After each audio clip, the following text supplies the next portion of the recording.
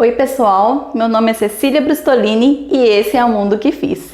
A aula de hoje nós vamos falar sobre bases. Então eu vou falar sobre as bases de Arrhenius, né? Se você não lembra as teorias ácido-base, eu vou deixar linkado a playlist aqui, que eu já fiz um vídeo sobre as teorias ácido-base e também sobre os ácidos. Então eu vou deixar a playlist, caso você não tenha visto, dá uma olhada.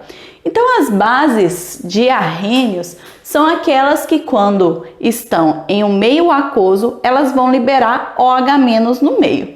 Então elas vão dissociar, simplesmente separar.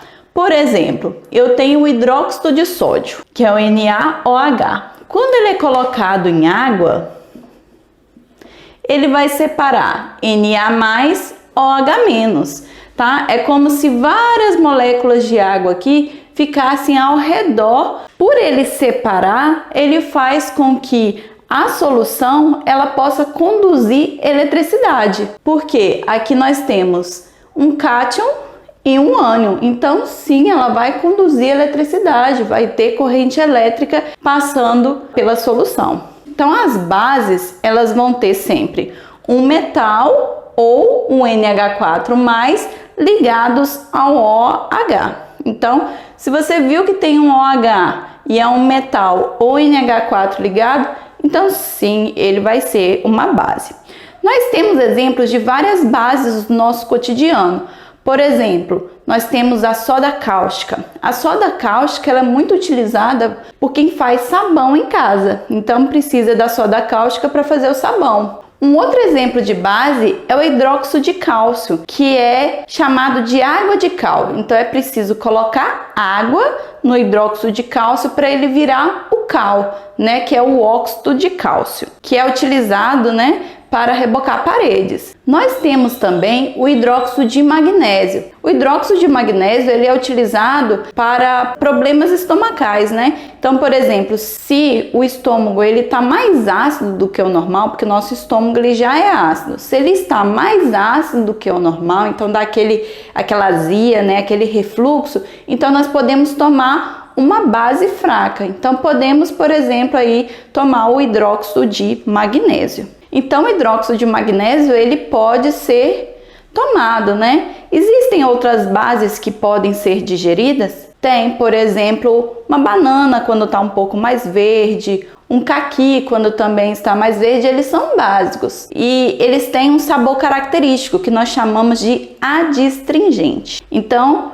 o ácido é azedo e a base é adstringente. É como se a língua a boca ficasse meio que pregando. Não é toda base que nós podemos provar, porque algumas são fortes, então vai fazer muito mal, né? E são muito perigosas. Se eu quero saber se algo é ácido ou ele é básico, eu posso utilizar, por exemplo, o indicador ácido-base. Eu fiz um vídeo também falando sobre indicador ácido-base, bem simples, utilizando o repolho roxo. Vou deixar aqui linkado para você ver depois também. Então vamos continuar aqui, ó. Como que eu monto a base? Então você vai lá na tabela periódica e vai olhar.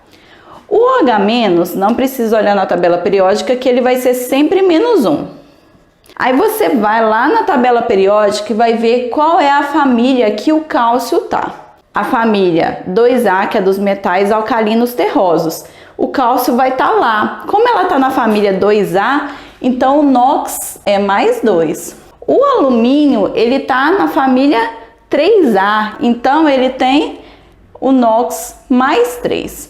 Se eu quero saber como que vai ficar formado aqui a base, nós vamos simplesmente cruzar as cargas. Então vai ficar assim, ó, Ca, a gente não precisa colocar, OH, esse 2 vem aqui para baixo. Quero formar o desse daqui, ó, vai ficar Al, a gente não coloca, OH3. O do sódio, se olhar, o sódio está na família 1A. Se ele está na família 1A, então é +1. Então cruza as cargas, 1 e 1 não precisa colocar. Tá? Então é assim que nós formamos aí as bases. E aqui é uma ligação iônica, tá? Porque nós temos um metal ligado aqui a um metal. Então é uma ligação iônica. Vamos ver agora como que dá um nome para uma base. O nome é bem simples, nós vamos só colocar hidróxido de e o nome do elemento. Então, por exemplo, esse é o hidróxido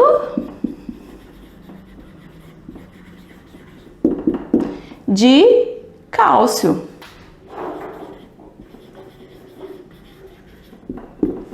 Esse daqui é o alumínio, não é? Então é o hidróxido de alumínio. Esse daqui é o potássio, então esse é o hidróxido de potássio. Esse daqui é o magnésio, então hidróxido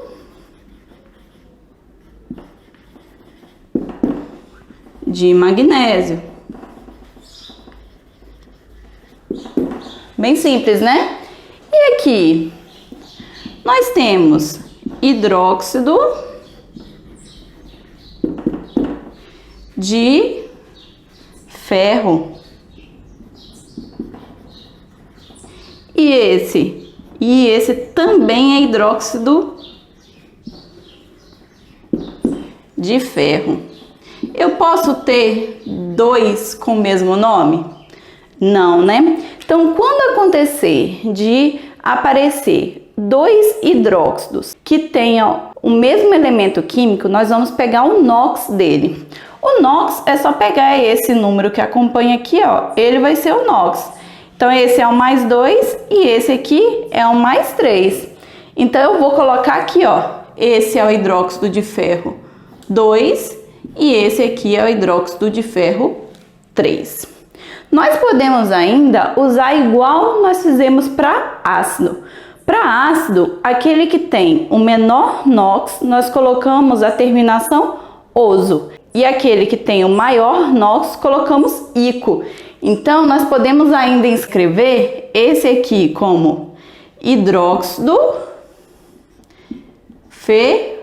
ferroso.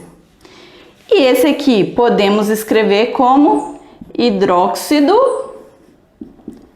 férrico. Tá? Então, pode aparecer esses dois nomes. Como que nós vamos saber se tem dois ou não? Quando que eu preciso colocar oso, ico ou esse algarismo romano? Nós vamos fazer isso, na maioria das vezes, para aqueles elementos que ficam no meio da tabela periódica, tá? Que são os metais de transição. Então, a maioria das vezes, eles apresentam mais de um NOx.